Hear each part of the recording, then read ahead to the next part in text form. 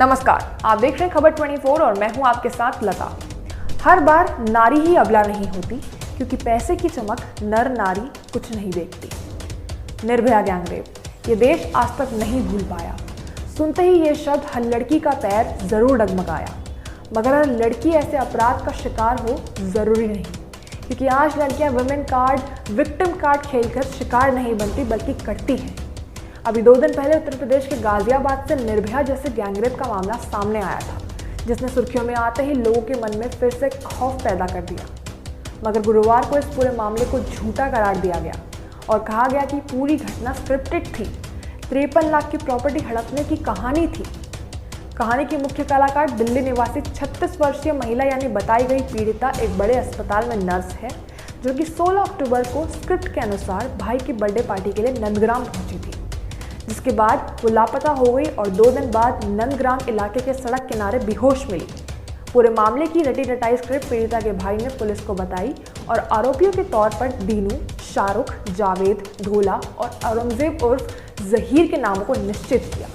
5 आरोपियों पर gang rape, private part में रॉड डालने और हाथ पैर बांधकर बोरी में भरकर फेंकने का आरोप लगाया गया, जिन्हें बाद में पुलिस ने हिरासत में ले लिया था। आपको बता दें कि पूरी कहानी 53 लाख की प्रॉपर्टी विवाद के समाधान के तौर पर लिखी गई, जिसकी रचना पीड़िता के दोस्त आज़ाद ने बादलपुर निवासी गौरव और खैलाबट्टा निवासी अफजल के साथ मिलकर की। पुलिस ने तीनों को गिरफ्तार कर लिया है और किसी भी किडनैपिंग और गैंगरेप की आशंका को दूर करते हुए सबूत सहित मामला स्पष्ट कर दिया है। ऐसी मानसिकता वाले लोगों को समझने की जरूरत है कि पुलिस कानून की रक्षक है, केवल महिलाओं की नहीं, जिनके पक्ष पर वो हर बार आंखें मूंदकर भरोसा करेगी। ऐसी घटनाएं वाकई में मानवता पर कलंक है, जो कि किसी भी निर्दोष पर भरोसा करने को गलत ठहराती है। जान ही तो है, चली जाएगी। शरीर में खून चढ़ाए या मौसमी जूस, इलाज ही तो है, दुनिया क्या ही जानेगी। कोरोना काल में ऑक्सीजन सिलेंडरों का घपला, वैक्सीन लगाने में सुई की लापरवाही और अब डेंगू परस्त लोगों में प्लाज्मा की जगह फेक प्लाज्मा चढ़ाना, यही तो है आधुनिक काल, जहां हमारे पास 21वीं सदी की ऐसी तकनीक है जिससे लोगों को जल्द से जल्द मोक्ष मिलेगा, और वो तकनीक है अमानवता। पूरा देश इस वक्त डेंगू से बेहाल है, और खासकर उत्तर प्रदेश, जहां डेंगू लोगों पर जमकर अपना कहर बरपा रहा है, जिसके चलते अस्पतालों में इलाज और खून की बढ़ती समस्या जारी है। जहां इसी बीच यूपी के प्रयागराज से डेंगू मरीजों को फर्जी प्लाज्मा चढ़ाने का मामला सामने आया है, और हर बार की तरह इस बार भी बड़ी दुर्घटना का इंतजार करता प्रशासन खबर मिलने के बाद फॉर्म में आ गया है, जिसके चलते कई जगहों पर मेडिकल टीम ने छापेमारी की और जब्त प्लाज्मा को जांच के लिए लैब भेज दिया। वही खबर की भनक लगते ही राजनीति भी इस मामले में कूद पड़ी है। विपक्षी पार्टियों ने यूपी सरकार पर लोगों की जान से खिलवाड़ करने का आरोप लगाया है, जिसके जवाब में प्रदेश के डिप्टी सीएम ब्रजेश पाठक ने कहा है कि हमने सीएमओ के साथ एक टीम बनाई है, जिन्हें मौके पर भेज दिया गया है। जिलाधिकारी से बात हो चुकी है और फर्जी प्लाज्मा सप्लाई के आरोपियों पर कड़ी कार्रवाई होगी। मामले पर प्रयागराज के आईजी राकेश सिंह ने बताया कि कुछ दिन पहले ही फर्जी ब्लड बैंक का खुलासा हुआ था, जिसकी जांच शुरू कर दी गई है, लेकिन अभी मौसमी जूस है या नहीं, इसकी जांच होनी बाकी है। साथ ही जांच के दौरान कुछ संदिग्धों को हिरासत में भी ले लिया गया है।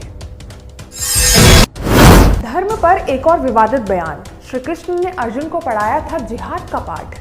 पूर्व गृह मंत्री आखिर क्या कह गए, खींचना बोले धर्म और राजनीति के बीच की लकीरें। भारत में बयानबाजी यानी राजनीति, जितना भी बोलो, जैसे भी बोलो, किसी के लिए कुछ भी बोलो, भारत में एक राजनेता की पहचान है। इसीलिए आए दिन हर नेता अपने शब्दों के कारण सुर्खियों में रहता है। इस बार कांग्रेस के वरिष्ठ नेता और पूर्व गृह मंत्री शिवराज पाटिल सुर्खियों में है। वजह है उनका विवादास्पद बयान, जिसने विपक्ष को जोरदार जवाबी हमले का मौका दे दिया है। दरअसल शिवराज पाटिल गुरुवार को एक किताब के विमोचन कार्यक्रम में शामिल हुए थे, जहां उन्होंने महाभारत में श्री कृष्ण को अर्जुन को जिहाद का पाठ पढ़ाने की बात कही। उन्होंने कहा कि जिहाद की बातें तब आती हैं जब मन के स्वच्छ विचार होने के बाद भी कोई समझता नहीं है, तो कहा जाता है कि अगर आपको शक्ति का उपयोग करना है तो करना चाहिए। ये बात सिर्फ कुरान शरीफ के अंदर ही नहीं, बल्कि महाभारत का भाग भी है, जिसमें श्री कृष्ण ने अर्जुन को जिहाद का पाठ पढ़ाया है। साथ ही उन्होंने कहा कि ये बात सिर्फ कुरान और गीता ही नहीं, बल्कि जीसस ने भी लिखी है। पूरा कार्यक्रम एक और कारण से उभर कर सामने आया, जो कि देखा जाए तो एक व्यंग है, क्योंकि इस कार्यक्रम में शिवराज पाटिल, कांग्रेस अध्यक्ष यानी मल्लिकार्जुन खड़गे का नाम खंडेलवाल पुकारते दिखे। जिस जनादेश के लिए चुना गया उसे पूरा नहीं कर पाई। 45 दिन में ब्रिटिश प्रधानमंत्री के पद से दिया इस्तीफा। ऐसा करने वाली पहली प्रधानमंत्री बनी लिज ट्रस। ब्रिटेन में कुछ हफ्तों पहले ही प्रधानमंत्री पद पर नियुक्त हुई लिज ट्रस ने बड़े पैमाने पर आर्थिक संकट के बीच इस्तीफा देने की घोषणा की। पूरी दुनिया इस घोषणा के बाद अचंभित है, क्योंकि प्रधानमंत्री दफ्तर में केवल 45 दिन बिताने के बाद इस्तीफा देने वाली वो ब्रिटेन की पहली ऐसी प्रधानमंत्री बन चुकी है।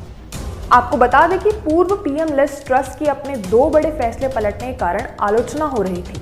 वो ना ही सबसे अधिक कमाने वालों और कंपनी के मुनाफे पर टैक्स कट की योजना से पीछे हटी, बल्कि उन्हें अपने करीबी कौसी कौरतेंग को भी वित्त मंत्री पद से हटाना पड़ा था, जिसके लिए उन्होंने टीवी पर दिए भाषण में माफ़ी मांगी। उन्होंने कहा कि जिस जनादेश के लिए उन्हें चुना गया था वो उसे पूरा नहीं कर पाई, इसीलिए इस्तीफा दे रही हैं। साथ ही उन्होंने नई आर्थिक नीतियों पर उनकी सरकार के यू टर्न के लिए और पहले वित्त मंत्री के इस्तीफे के लिए माफ़ी मांगी। आपको बता दें कि उनके इस्तीफे की खबरें बाजार में कब से गर्म थी। अपनी आर्थिक नीति को पलटने और अपने दोस्त और वित्त मंत्री कौसी कौरतेंग को पद से हटाने के बाद जनमत में उनके आंकड़े नीचे आ गए थे। साथ ही कंजर्वेटिव पार्टी भी उन्हें पद से हटाने की योजना कब से बना रही थी।